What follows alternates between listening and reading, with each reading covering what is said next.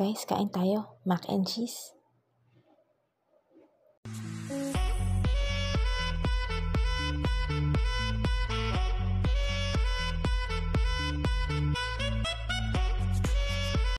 Tara guys, kain tayo.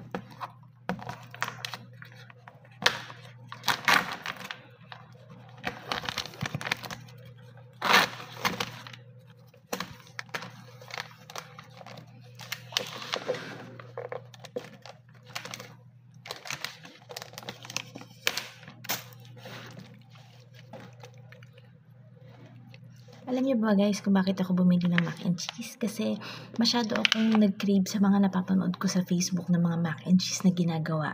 Yung mga simple lang. So ito guys, ang natikman ko na kasi mac and cheese before yung merong bacon. So ngayon wala siyang bacon pero okay lang kasi 45 pesos lang siya. Mabibili nyo lang siya sa 7-Eleven guys. So 7-Eleven baka naman mac and cheese.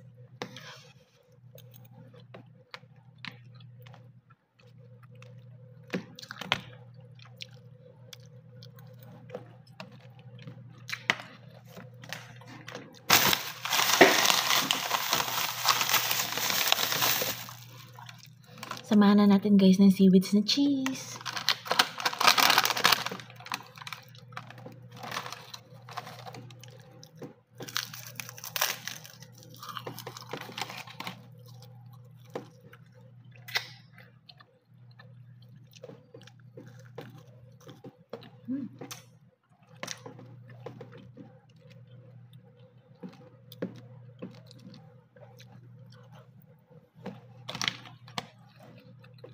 Ano nga bang ganap ngayon sa buhay ko guys?